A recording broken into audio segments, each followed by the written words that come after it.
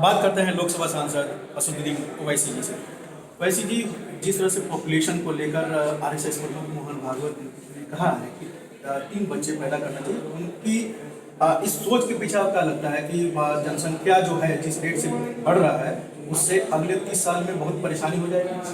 देखिए, सच्चाई ये है कि आरएसएस बीजेपी पिछले 70 साल से इस बात को झूठ को फैला रही है कि इस देश में मुसलमानों की आबादी इतनी बढ़ेगी कि हिंदुओं की आबादी से आगे हो जाएगी।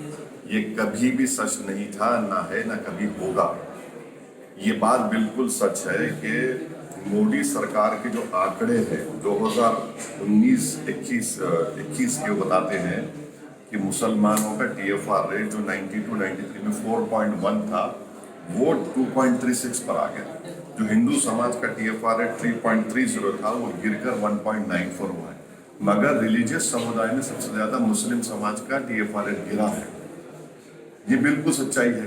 कभी भी Muslim population Hindu population overtake नहीं करेगा। एक्सपर्ट्स ने कह दिया कि 2100 हिंदू पॉपुलेशन 2070 में वो स्टेबलाइज हो जाएगा और मुस्लिम पॉपुलेशन स्टेबलाइज होगा 2100 में।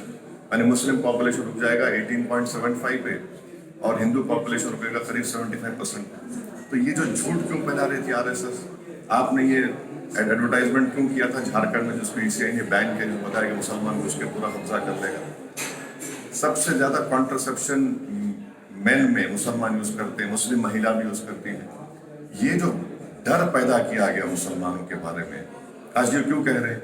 अच्छा, फिर प्रधानमंत्री ने झूठ क्यों बोला पार्लियामेंट इलेक्शन में कि जो ये महिला ज्यादा बच्चे पैदा करती है? तो झूठ प्रधानमंत्री की झूठ मोहन भागवत साबित कर दिए। अगर मोहन भागवत वाकई में सच्चे हैं तो उनको, नरेंद्र मोदी को, और जो मुख्यमंत्री बनेगा उनका महाराष्ट्र में, उनसे कहना चाहिए कि वो स्कीम बना दे लाडली औलाद, जो 3 बच्चे पैदा करेगा 3000 अकाउंट में पड़ेंगे उसके।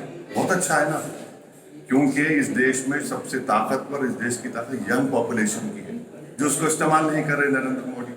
उनको लगा दिए सर्वे पे, गांव रक्षक बन जाओ, आप सुनिए, लव जिहाद पे काम पे लग जाओ, धर्म संसद करो, गाली दो, महिलाओं का रेप की बात करो।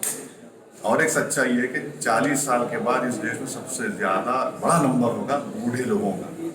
न हम आज की तैयारी जो हमारा फायदा उठाने का नहीं कर रहे हैं, न 40 साल के बाद जो 30 साल के बाद जो ज़ईफ होंगे बूढ़े लोगों की आबादी होगी।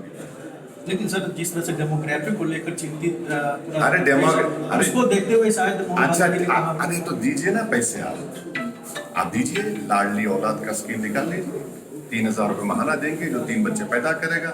और जो अब तक नहीं पैदा करे उनको क्या करेंगे आप? उनको भी सोच बताइए, आप इंसेंटिव दीजिए ना। लेकिन मोहन भागवत ने किसी समुदाय विशेष का हाँ, नाम नहीं लिया, फिर इस पर इतना ऐतराज क्यों? आप क्यों ले रहे हमको? फिर आप क्यों ले रहे हमसे इंटरव्यू? एक सांसद है आप। अरे हम तो बोल रहे हैं ना, तो उनसे पूछना चाहिए कि आप कौन से समुदाय को कह रहे हैं? आप पूरे भारत को पैगाम दे रहे हैं या सिर्फ एक मखसूस समुदाय को कह रहे हैं? नहीं, जिस तरह से चीन, जापान, कोरिया में हुआ, उसको देखते हुए कहा। आप अपने आप को सांसद समझिए ना। देखिए, जापान में एक ओल्ड पॉपुलेशन ज्यादा हो चुका है, वो वहां पर बहुत बड़ी दिक्कत हो रही है।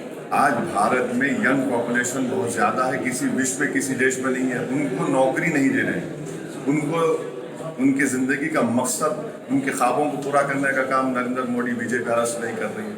उनको सर्वे पे लगा दिए। और ये बात सच है कि 30-35 साल के बाद एक बड़ा नंबर होगा इस देश में बूढ़े लोगों का, उसकी तैयारी नहीं है। रविंद्र कुमार, अरे वो क्या